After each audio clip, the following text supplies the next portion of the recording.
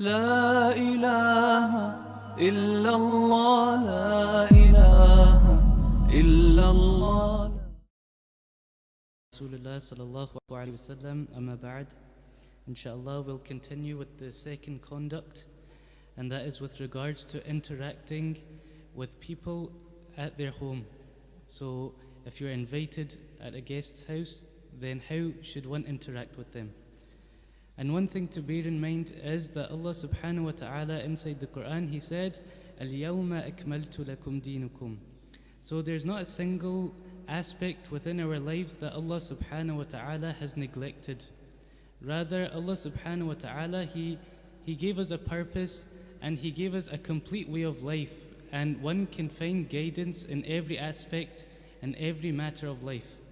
And from the many things that Allah subhanahu wa ta'ala has guided us to do is the manners of interacting and arriving at someone's house.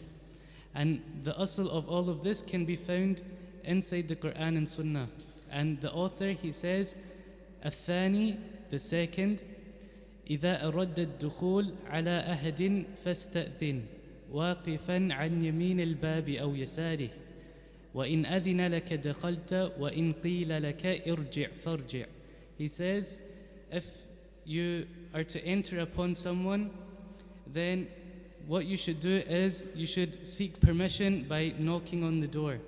Then afterwards you should stand on the right or the left side of the door, and if you are given permission, then you may enter, and if you are told to go back, then you should go back and try again at a later time. So the asl of this second conduct, it can be found inside the Quran and Sunnah, as Allah subhanahu wa ta'ala, He says, O you who believe, do not enter houses other than your own unless you are welcome, and ensure that you greet them with salam, that is best for you. So from the Sunnah is that the guest should be the first to greet the people and say salam first. And the author, he says, فَاسْتَأْذِن, so seek permission. And the ist in the Arabic language, it means to seek something. So when we say istikhara, it is to seek Allah's guidance. And when we say istighfar, it is to seek Allah's forgiveness. And here, istidhin, it means to seek permission. And how should one seek permission? He said, by knocking on the door and asking. So what are the manners in which he should go around by knocking at the door? All of this can be found inside the hadith of Anas ibn Malik, who said, people knocked on the door of the Prophet ﷺ with their fingernails quietly. And Ibn Hajar, rahimahullah, he said regarding this that the companions used to do this out of reverence and regard for the Prophet ﷺ.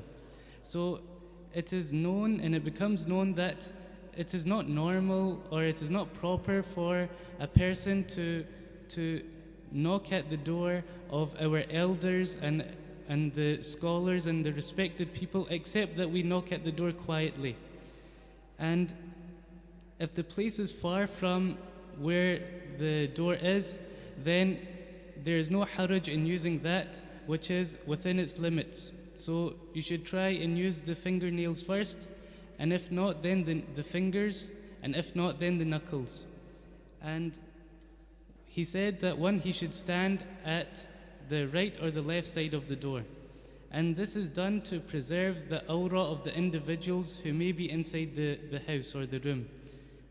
Because there may be non-mahram women or non-mahram men that they should not see. So this is why it is obligatory for one that he stands on the left or right, and he should not stand directly in front of the door. And the Prophet ﷺ, he said, seeking permission has been obligatory because of eyesight. So he should stand on the right or the left. And the Shaykh, Hafidhullah, he explained that this is to be done anywhere that is private, as the Quran also mentions that the children, they should seek permission to enter their parents' bedroom. They should seek permission. And it is narrated that the children of Ibn Umar, they would seek permission to enter any room which their father was in. Not only their bedroom, any room which their father was in, they would ask permission to enter it. And a man, he came and he asked that, should I ask permission to enter upon my mother? And he said that, of course, you should ask permission, for you would not wish to see her in every circumstance.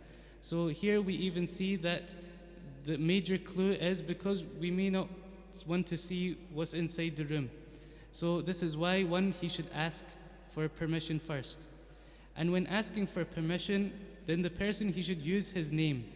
For example, Jabir, he said, I came to the Prophet ﷺ about a debt my father owed. I knocked at the door and he said, who is it? I said, me.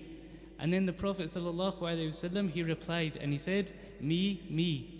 Meaning that he didn't like the fact that Jabir, he used me, because there's ambiguity in this, and it doesn't make it quite clear who is at the door. So rather, one, he should use his name and say, it is so-and-so, and mention his name. And inshallah, we'll leave it to that, and we'll continue with the third one tomorrow.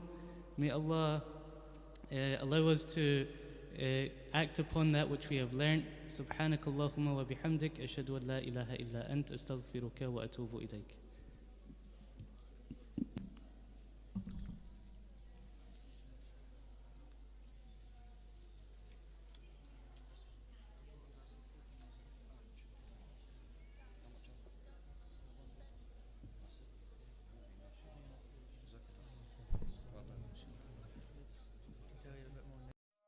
لا إله إلا الله لا إله إلا الله لا إله إلا الله ما لنا رب سواه لا إله